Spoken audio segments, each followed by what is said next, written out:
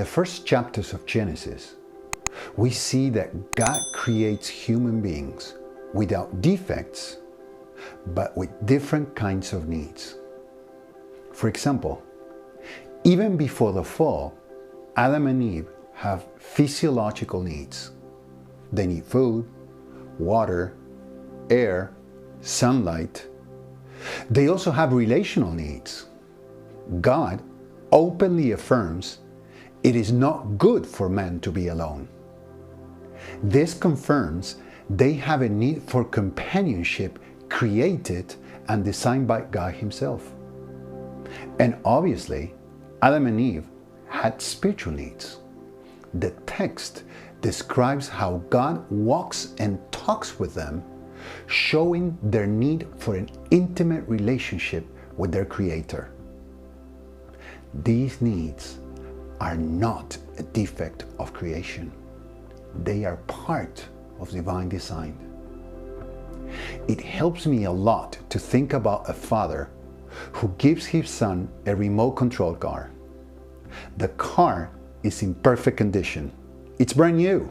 It has no defects. However, it needs batteries.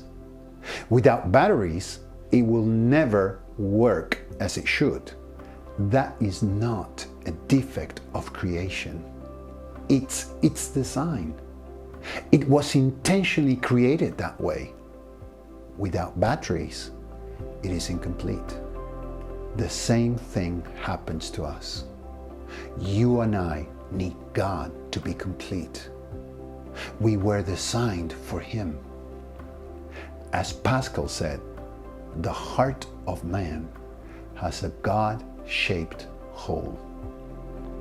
This has 4 implications of enormous importance. First, it shows us that our deep desires, including the desire to be happy, are not sin. Pascal himself said, "All men seek happiness, without exception. Whatever means they use, all aim at this goal. The will never takes a single step that does not have this objective." That is the motivation for all the actions of all men, even those who hang themselves. Do you remember Jeremiah 2? The problem is not being thirsty. The problem is how I satisfy that thirst. As we saw in the previous chapter, Jesus says in Matthew 6:21 that our heart always run after that which presents itself as a treasure. We can't help it. This means that God designed our hearts to always and in every situation at every moment seek the greatest good possible. This is our operating system by divine design. Does that seem strange to you? Why would God create a heart that only knows how to choose the best? The answer is fascinating.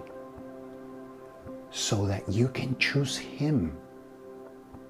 He gave you a heart that seeks its greatest good, because God is the greatest good of all. Now think for a moment about Genesis 3, about Adam and Eve's fall. If God is the greatest good that exists, why did Adam and Eve stop choosing God and sin? Think about it. Because they stopped seeking for their greatest good? No, quite the opposite. By eating the fruit, they are seeking what they believe to be their greatest good. The problem is that they are deceived. This brings us to the second great truth. Our deepest desires can only be satisfied by God. The Bible is full with invitations to fill our needy hearts with God. Isaiah 55, 1 and 2 says, "Come, all of you who are thirsty, come to the waters. Why spend money on what is not bread, and your labor on what does not satisfy? Listen to me and eat what is good, and you will delight in the riches of fare." Listen to what A.W. Tozer said. "God is so vastly wonderful, so utterly and completely delightful, that He can, without anything else but Himself, meet and overflow the deepest demands of our nature, mysterious and deep as they are." Can you see the dilemma? When God is not enough, nothing the world offers will be enough. But when God is enough, nothing the world has to offer will be necessary. The third truth that we learn is that our deepest desires were designed so that by enjoying God, we glorify Him.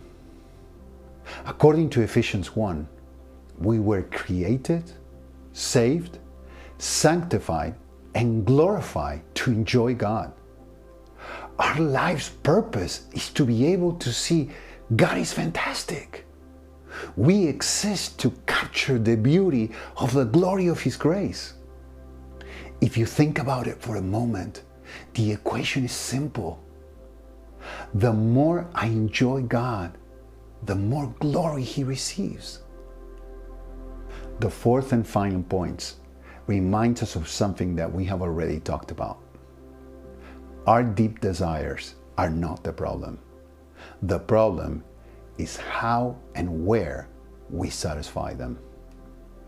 John Piper wrote, "Nothing makes God more supreme and more central than when people are utterly persuaded that nothing, not money or prestige or leisure or family or job or health or sports or toys or friends, is going to bring satisfaction to their aching hearts besides God.